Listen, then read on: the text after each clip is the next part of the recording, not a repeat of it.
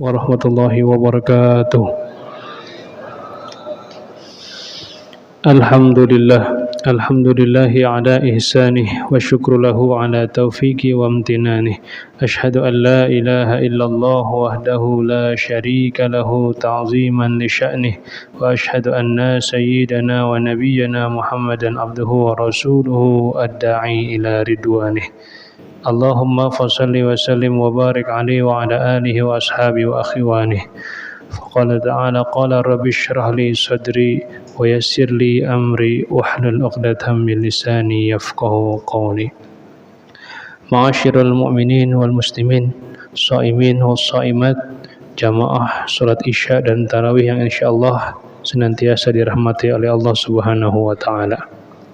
Patut kita bersyukur atas limpahan nikmat, rahmat, karunia dan hidayahnya, sehingga alhamdulillah pada malam yang penuh berkah ini kita masih diberi nikmat oleh Allah, diberi kesempatan sehat walafiat untuk dapat melaksanakan salah satu kewajiban kita, yakni sholat Isya secara berjamaah dan dilanjutkan dengan sholat sunnah tarawih. Kita berharap mudah-mudahan serangkaian amal ibadah yang sudah kita kerjakan senantiasa mendapatkan ridho dan pahala dari Allah Subhanahu wa ta'ala. Amin, Allahumma amin. Shaimin wa shaimat, hadirin jamaah rahimakumullah.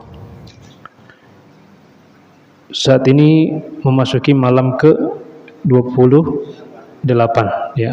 Insyaallah akan beberapa waktu lagi kita akan menyelesaikan puasa bulan Ramadan. Ketahuilah bahwasanya hadirin jamaah sekalian, andai saja kita mengetahui bahwa Ramadan kali ini adalah Ramadan terakhir kita, tentu tidak akan ada orang yang pergi dari masjid untuk beribadah dengan sebaik-baiknya. Andai saja kita mengetahui bahwa Ramadan ini adalah Ramadan yang terakhir bagi kita dan kita tidak akan berjumpa dengan Ramadan yang berikutnya, pasti tidak ada orang yang di luar sana sibuk dengan urusan-urusan dunianya. Kita akan sibuk menghabiskan waktu untuk beribadah kepada Allah Subhanahu wa taala, membaca Al-Qur'an, berzikir, kemudian melakukan segala amalan-amalan yang Allah perintahkan, sehingga kita berharap Ramadan yang kita lakukan pada saat ini, amal ibadah kita secara nantiasa maksimal dan secara totalitas. Namun itulah rahasia yang Allah berikan. Sebagaimana Allah memberikan malam Lailatul Qadar, Allah tidak sebutkan malam Lailatul Qadar itu turun pada malam keberapa, tapi ciri-ciri dan ketentuannya sudah dideskripsikan dan dijelaskan oleh baginda Nabi Muhammad SAW. Rasulullah SAW menghidupkan 10 malam terakhir dan mengencangkan tali ikat pinggangnya, yakni bermakna Rasulullah meninggalkan para istri-istrinya dan fokus untuk beribadah, memaksimalkan sisa-sisa Ramadan. Kalau saja Rasulullah SAW yang maksum, Allah jamin beliau masuk surga, kemudian telah dihapusi dosa dan kesalahannya, yang seperti itu saja masih mau menghidupkan atau memaksimalkan ibadah di 10 hari terakhir Ramadan. Ini mengingatkan bahwasanya sebuah pelajaran bagi kita khususnya, yakni para umatnya, agar kita mengikuti apa yang dilaksanakan oleh Rasulullah SAW. Mungkin di antara kita punya berbeda kegiatan, kesibukan, dan aktivitas, namun tidak membatasi itu semua. Masih banyak cara yang bisa kita lakukan untuk memaksimalkan dan memanfaatkan waktu-waktu yang terakhir ini. Bukan siapa yang mulai start lebih awal, bukan siapa yang hebat yang memulai di awal, tetapi siapa yang bisa bertahan di akhir atau sampai akhir ini. Suatu ketika Rasulullah SAW pernah berkhutbah. Rasulullah saat berkhutbah naik ke atas mimbar 3 tangga yang Rasulullah SAW lewati. Tangga pertama Rasulullah mengucapkan amin. Yang kedua, Rasulullah mengucapkan amin. Tangga yang ketiga, Rasulullah pun melangkah mengucapkan kalimat yang sama, yakni amin. Lalu selesai berkhutbah, para sahabat bertanya kepada Rasulullah SAW, wahai Rasulullah SAW, mengapa saat engkau akan menaiki mimbar khutbah engkau mengucapkan amin, amin, dan amin? Kata sahabat, tahukah kalian bahwasanya malaikat Jibril berdoa dan Rasulullah mendengarnya?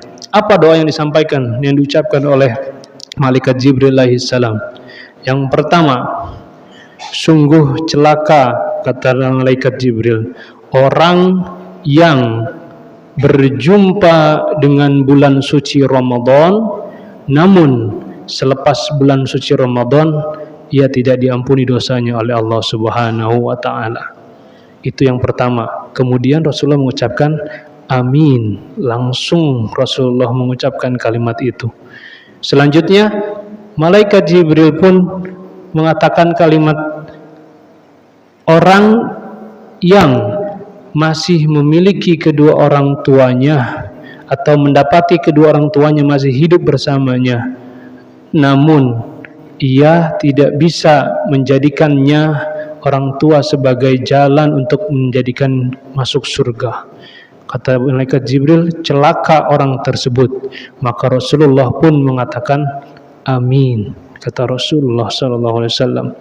Karena dalam hadis lain, ridallahi fi ridal walidain wa sukhtullahi fi sukhtil walidain.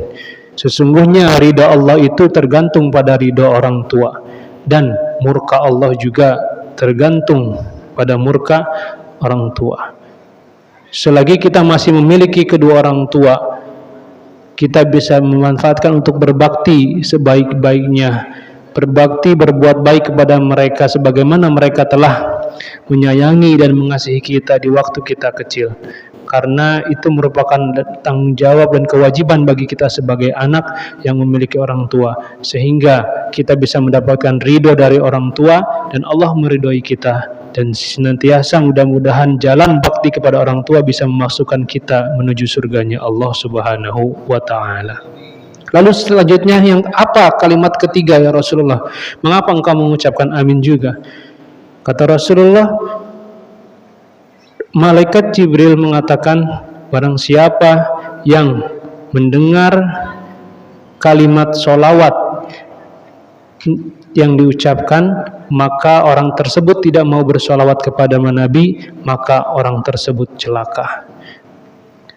Kata dalam hadis disebutkan, al-bakhil man dzukirtu indah falam yusalli alayya. Seorang orang yang bakhil atau dikatakan pelit sekali itu bukan orang yang punya harta tapi tidak dia mau menafkahkannya atau mengeluarkannya, tetapi orang yang bakhil dalam hadis dikatakan juga ketika ia mendengar kalimat sholawat disebutkan maka ia enggan bersolawat kepada baginda Nabi Muhammad SAW, dan itu Rasulullah aminkan karena itu menjadi orang yang celaka. Bagaimana bisa ketika kita bisa mendengar kalimat Allahumma sholli ala sayyidina Muhammad, Allahumma sholli wa sallim alaihi, minimal kita menjawab shollu alaihi, salawat kepadanya.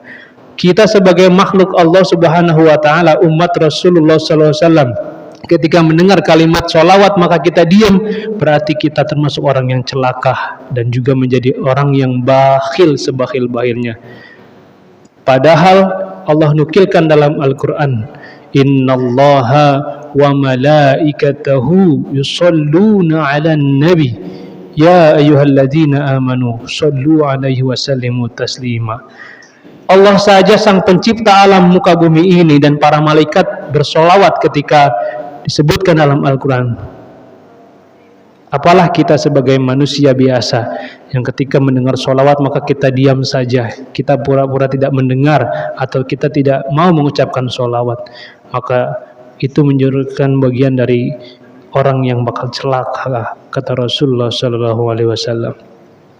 Jadi poin ini yang akan menjadikan kita lebih bisa berwaspada. Apa saja orang-orang yang bisa dikategorikan celaka dan disebutkan dalam hadis tersebut. Jadi selagi masih kita punya waktu di sisa akhir Ramadan ini, Sebagaimana hadis, wa innamal a'malu bil khawatim, sesungguhnya amal itu tergantung pada akhirnya. Kalau kita sudah sering mendengar kalimat man qala la ilaha illallah dakhala fi akhirih kalamihi dakhalal jannah, barang siapa yang mengucapkan kalimat la ilaha illallah pada akhir hayat hidupnya, maka insyaallah dia akan masuk surga. Kelihatannya mudah sepertinya, cuman mengucap la ilaha illallah, tapi ketika sakaratul maut, fa idza jaa ajaluhum la yastakhiruna sa'atan wa la yastaqdimun, ketika ajal itu datang dan tidak bisa ditunda sesaat pun, maka itu sesuatu yang berat diucapkan kalau kita tidak terbiasa menjalankannya. Ibadah apapun yang kita laksanakan itu akan semuanya merasa berat sekali dikerjakan ketika kita tidak terbiasa. Coba kita flashback mundur 1 hari pertama kali puasa, kita merasa sangat berat sekali jamaah. Kayaknya kalau yang belum terbiasa berpuasa sunnah Senin Kamis atau Ayyamul Bid atau puasa sunnah-sunnah lainnya, pasti akan sangat terasa di hari pertama Ramadan. Namun tatkala hari berikutnya, hari kedua, hari ketiga, sepekan, 2 pekan, alhamdulillah kita sudah terbiasa, karena semua dilakukan dengan keikhlasan dan kebiasaan. Maka dari itu, sesuatu yang sudah kita laksanakan saat ini, maka maksimalkan dan pertahankan. Jangan sampai sesuatu yang sudah kita laksanakan dengan maksimal, namun di ujung akhir Ramadan malah kendor. Kalau saja Rasulullah memerintahkan untuk menghidupkan malam terakhir, yuk selagi masih ada waktu, maksimalkan untuk beribadah. Apa yang kita bisa kerjakan, berzikir kepada Allah, tadarus Al-Quran, tadabbur, kemudian kajian khalaqah dan sebagainya. Lakukan semua itu di malam-malam. Mudah-mudahan kita bisa berjumpa dengan malam Lailatul Qadar, yang mana malam tersebut khairum min alfi syahr, lebih utama daripada 1000 bulan. Yang kalau kita sedang beribadah pada malam tersebut, maka konversinya kurang lebih dalam hitungan dunia itu sekitar 83 tahun kurang lebih. Kalau saja kita membaca Al-Quran pada malam tersebut, maka kita dihitung sebagai orang yang membaca Al-Quran selama 83 tahun. Kalau saat itu kita bersedekah, maka kita akan dihitung sedekahnya sebanyak 83 tahun. Yuk, selagi hayat masih dikandung badan, kita maksimalkan sisa waktu Ramadan yang ada ini untuk bisa beribadah kepada Allah, bertaqarrub kepada Allah, memanfaatkan waktu yang masih ada untuk memohon ampun yang paling penting. Pertama mohon ampun, kemudian berharap dengan segala amal ibadah kita diterima oleh Allah Subhanahu wa taala. Mudah-mudahan kultum yang singkat ini dapat memberikan manfaat.